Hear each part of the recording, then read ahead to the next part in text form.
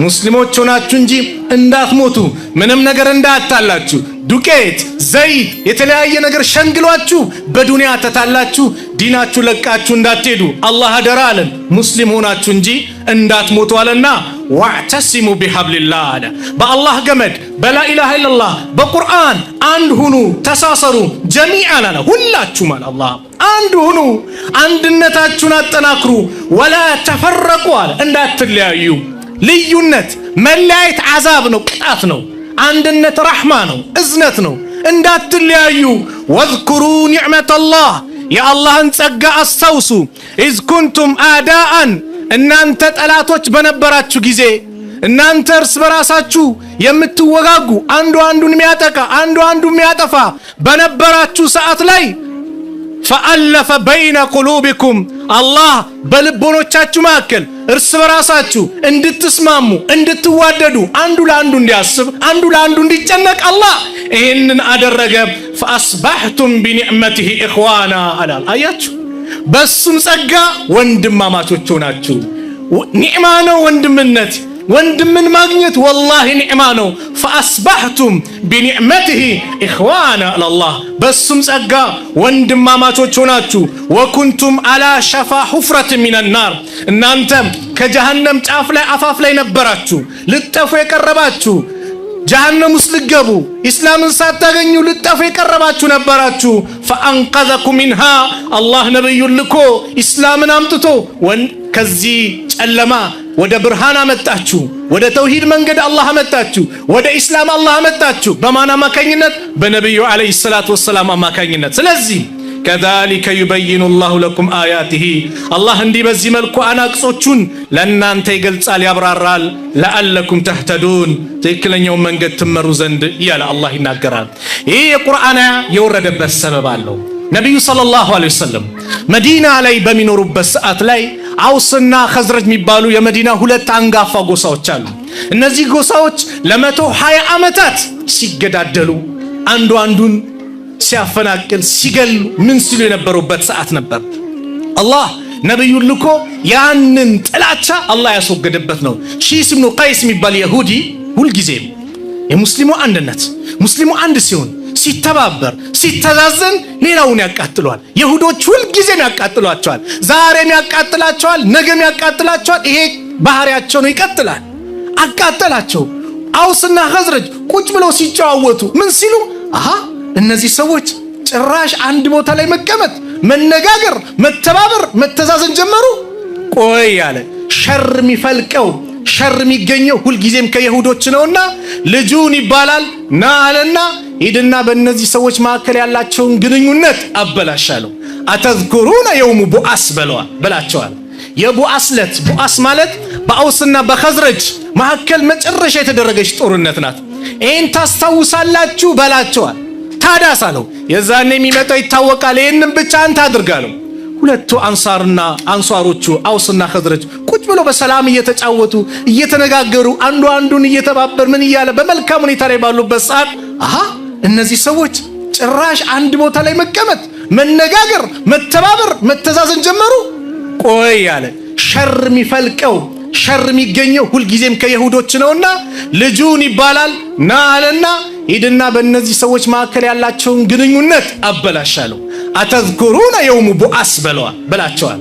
የቡአስ ዕለት ቡአስ ማለት በአውስና በኸዝረጅ መካከል መጨረሻ የተደረገች ጦርነት ናት።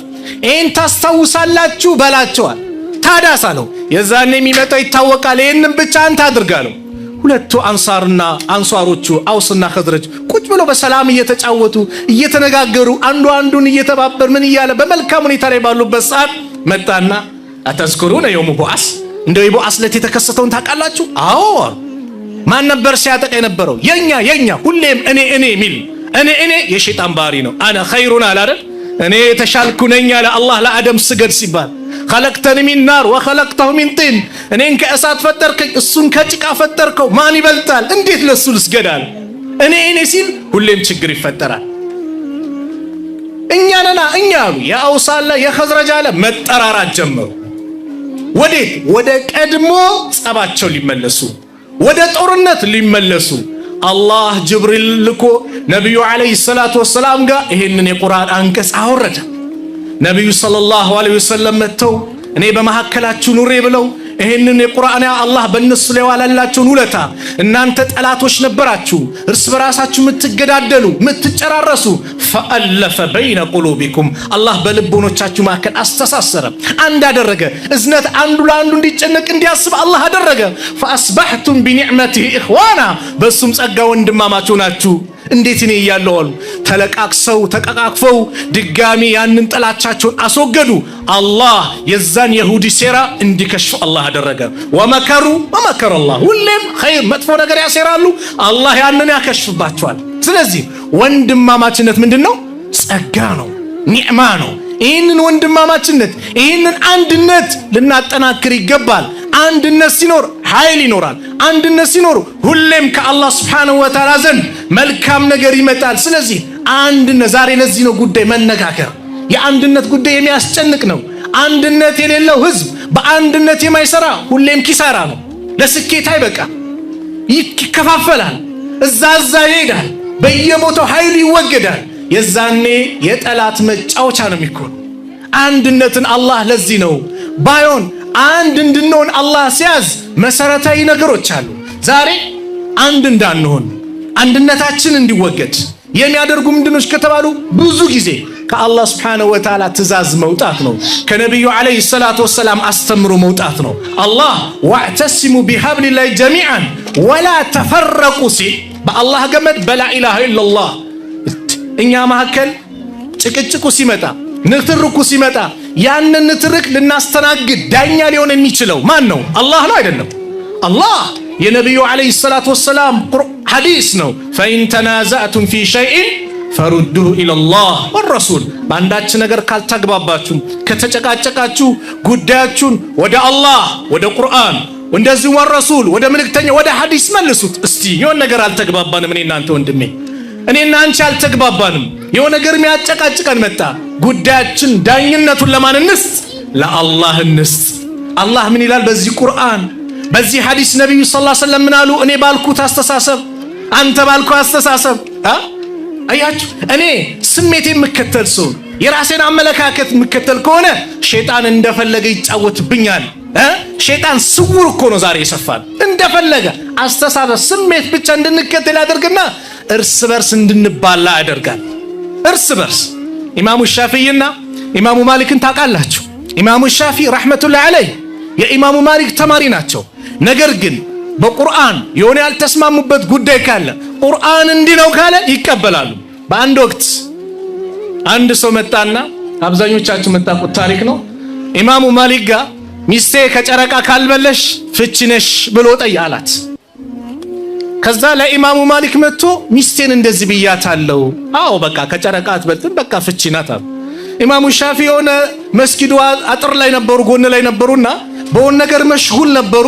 ጥያቄውን ሲጠየቅ ሲመለስም በሆነ ነገር መሽጉል ስለነበሩ ጠያቂውን ምን እንደጠየቀ ምን እንደተመለሰለት መማር ስለሚፈልጉ ሩጠው መጥቶ ጠየቁት። ምን ነበር የጠየቀው? መልሱስ ምንድነው አሉት። ሚስቴ ከጨረቃ ካልበለሽ ፍቺ ነሽ ብዬ ለኢማሙ ማሊክ ስጠይቃቸው አው ፍቺ ናት አሉ። በጭራሽ ሚስትማ ፍቺ አይደለችም ከጨረቃ ትበልጣለች። ሱብሃንአላህ የታያት አሉ። አረ በጭራሽ አላህ ነው ቁርአን ላይ የተናገረው ለቀድ ኸለቅናል ኢንሳነ ፊ አሕሰኒ ተቅዊም የሰው ልጅን እጅግ ባማረ ውብ በሆነ መልኩ አላህ ፈጥረነዋል ብሎ ተናግሯል። ስለዚህ ከሰው ልጅ የበለጠ ያማረ ሰው የለምና ሚስት ከጨረቃ ትበልጣለች አሉ። ና ኢማሙ ማሊክ ጋር እንሂዳሉ። ኢማሙ ማሊክ ጋር መጡ። ይህንን ነገር ሻፊዒ ያቀረቡ ኢማሙ ሻፊዒ ረሕመቱላሂ ዐለይህ ኢማሙ ማሊክ ምን አሉ? ሻፊዒ ልክ ብለዋል፣ ቁርአኑን በስነ ስርዓት ቁርአን ያለውን ተናግረዋል፣ እኔ ተሳስቻለሁ አሉ። ኢማሙ ሻፊዒ ማን? ኢማሙ ማሊክ የኢማሙ ሻፊዒ ሼኽ ናቸው። አያችሁ ዓሊም ይሄ ነው። እኛ ዛሬ ውስጣችን ኩራት እኮ ነው። አልክብሩ በጠሩል ሐቅ ወገምጡ ናስ ነው ነብዩ ሰለላሁ ዐለይሂ ወሰለም። ኩራት ማለት ሐቅን አለመቀበል እንደዚሁም ሰዎችን የበታች አድርጎ መመልከት። ሐቅ ሲመጣ መቀበል የዓሊሞች የሷሊሆች የደጋግ ሰዎች ኩራት ከውስጣቸው የወጣ ሰዎች ባህሪ ነው። ይሄ ነው ነገር ሲመጣ እስቲ ጉዳያችንን ወደ ቁርአን ወደ ሐዲስ እናምጣው። ወደ ራሴ አስተሳሰብ አላምጣው፣ ወደ ግሩፔ ሳይሆን ቁርአን ሐዲስ ምን ይላል? እኔ በራሴ አስተሳሰብ በራሴ አመለካከት መሄድ ከሆነ ሁልጊዜም የሸይጣን መጫወቻ ነው። ሸይጣን ደግሞ ሱብሃንአላህ አንዴ ከጋለበን አደጋ ነው ሸይጣን። አቡ ሃይደር የሚናገራት ቂሳ አለ። አንድ ቂሳ ላካፍላችሁ። አንደኛው ሁሌ ሰዎች ይጨቃጨቁና ምን ይሉና ሁሉም አይ ሸይጣን አሳስቶን ነው፣ ሸይጣን እንዲህ ብሎን ነው፣ ሸይጣን እንዲህ ብሎን ነው ሲል አንደኛው ሁሌ በሸይጣን ምን ትላላችሁ? ራሳችንን የሚያጠፋን ሁሌ ወደ ሸይጣን ትወስዳላችሁ ብሎ መልስ ይሰጣቸዋል። ከዛ ይህ ሰውዬ ለሸይጣን ሲከራከር የነበረ ሰው በመናሙ ሸይጣን ይመጣል። ዛሬ ሁሌ ሰዎች እኔን መጥፎ አድርገው ይመለከቱኛል፣ አንተ ብቻ ዛሬ ተከራከርክልኝ፣ ስለዚህ የፈለከውን ነገር ላድርግልህ እዘዘኝ አለው። እኔማ የምፈልገው ሐረም መሄድ ነው፣ በቃ ሐጅ ማድረግ ነው፣ ካዕባ ላይ መሄድ ነው። ና ወስድሃለሁ። በምን? እኔን ጋልበኛል። ጋለበው ይዞት መሄድ ጀመረ። መሀል ላይ አረ ሽንቴ መጣ አንዴ ሲል አረ የዋልከው ውለታ ልዩ ነውና እኔ ላይ ሽናብኝ አለው። አንተ ላይ ሸናበት። ልክ ሲሸናበት በኃይለኛ ጥፊ ከእንቅልፉ ነቃ። ምንድነው ሲል ሚስቱ ላይ ነው ለካ የሸናው ይህ ሰውዬ። አየህ ሸይጣን እንዴት እንደሚጫወት ሁሌ አባብሎ አሳምሮ ውብ አድርጎ ያመጣላል። ወንድምን እንድትጠላ ውብ አድርጎ አንተ እኮ ሐቅ ላይ ነህ ብለው ወንድምን እንድትጠላ ለወንድም መጥፎ አመለካከት አንተ ብቻ ኸይር ነገር ያስክ አድርጎ ይስልልሃል። የሸይጣን ወጥመድ ከባድ ነው። ለዚህ ነው ኢብኑል ቀይም ረሕመቱላሂ ዐለይሂ ሸይጣን መዳኺሉ ሸይጣን ዐለል ኢንሳን ሸይጣን የሰዎች ልቦና ላይ የሚገባበት ብሎ ከተናገሩ 6 ነጥቦች አንደኛው ሸይጣን የሚያስደስተው ነገር ቢኖር ሁላችንም ከኢስላም እንድንወጣ ነው። ሁላችንም ኩፍር ላይ እንድንወድቅ ነው ሸይጣን የመጀመሪያው ዓላማው። ይሄ ካልተሳካ ይላሉ በዲን ላይ አዳዲስ ፈጠራ ቢድዓ እንድንሰራ ይፈልጋል። ለምን ከተባለ ማንኛውም ሰው በኢስላም ላይ አዲስ ነገር ሲሰራ መልካም ነገር ብሎ ነው የሚሰራው፣ መጥፎ ነው ብሎ የሚሰራ የለም። ኸይር ነው አጅር አገኝበታለሁ ብሎ ስለሚሰራ ሊቶብት አይመችም። ሶስተኛ ከባኢር ዙኑብ ትላልቅ ወንጀል ላይ እንዲወድቅ ያደርገዋል። ያ ካልተሳካ አራተኛ ሰጋኢር ዙኑብ እኛ የትኛው ጥምር ውስጥ ገብተናል እንድናውቅ ነው። አምስተኛ ምን ያደርጋል? በአንድ ጉዳይ ላይ ብቻ ቢዚ እንድንሆን ያደርጋል። ለምሳሌ ስለ ተውሂድ እንጽፋለን፣ በፌስቡክም ተውሂድ ቅድሚያ ለተውሂድ በደንብ እንናገራለን። ስለ ተውሂድ እንላለን፣ ያስፈልጋል። ነገር ግን እዚህ ጋር ሙስሊሙ አደጋ ቢደርስበት ሙስሊሙ ቢጨፈጨፍ ምን ቢል ቦታ አይሰጠው። ወይ በተቃራኒ ስለ ሙስሊሞች አንድነት እንዲህ ይላል። እዚህ ጋር ቀብር ቢመለክ ምን ቢባል ምንም ቦታ አይመስለው። በአንድ ነገር ቢዚ እንድንሆን ያደርጋል።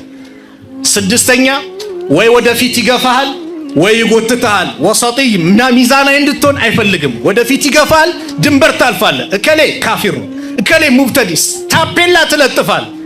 ወይም ደግሞ እንደዚህ ይጎትታል። ምን ያደርግሃል? በቃ መጥፎም ሲሰራ ጠጅ ቤት ሲገባ አብሮት ይገባል። ተሳሁል ሁሉም ገርገር አድርገ ገደል ውስጥ ይቀጥ እንጂ ሚዛናዊ የሆነ እንድትሄድ አያደርግም። ይሄ የሸይጣን ወጥመድ ነው። እኛ የትኛው ላይ ነው የጠመደን? ያዘን ራሳችን ጠይቅ። ስለዚህ ነገሮች እንዲስተካከሉ ሁላችንም ወደ ቁርአን ወደ ሐዲስ ልንመለስ ይገባል። እንደው ቀደምቶችን ስንመለከት ወላሂ እንኳን በህይወት ኑሮ አይደለም ከሞተ በኋላ ለወንድማቸው የነበራቸው ፍቅር፣ ለአንድነት የነበራቸው ፍቅር የሚገርም ነው። አንድ ታሪክ ልንገራችሁ። ታሪኩን የሚናገሩት ሐባብ ብን አልዓረት የሚባሉ ታላቁ ሰሃባ ናቸው ረዲየላሁ ዐንሁ። ቃለ ሀጀርና ማዓ ረሱሊላሂ ሰለላሁ ዐለይሂ ወሰለም ከነብዩ ዐለይሂ ሰላቱ ወሰላም ስደት ወጣን ወደ መዲና። ነልተሚስ ወጅህ አላህ ተዓላ የአላህ ስብሓነሁ ወተዓላን ፊት ፈልገን ከአላህ ምንዳ ለማግኘት ቤት ንብረታችንን ሁሉን ነገር ትተን ወደ መዲና ተሰደድን። ከዛ ፈወቀዐ አጅሩና አለላህ አጅራችን አላህ ዘንድ ሆነ። ፈሚና መን ማተ ወለም ያእኩል ሚን አጅሪሂ ሸይአን ሚንሁም ሙስዓብ ብኑ ዑመይር ብሎ የሞተ ወንድሙን ስለ ሙስዓብ ማውራት ጀመር ሐባብ። እንደውም በዛ ሰዓት ጾመኛ ነበር ይባላል። ከኛ ማገል ተሰዶ ምንም ነገር ሳያገኝ ወደ ቀብር የገባ አለ። በዱንያ ላይ ያሉ ጥቅሞች ከኛ ማከል ደግሞ ዱንያ ላይ ገኒማው ምኑ መጥቶ ሀብት ያገኛ አለ።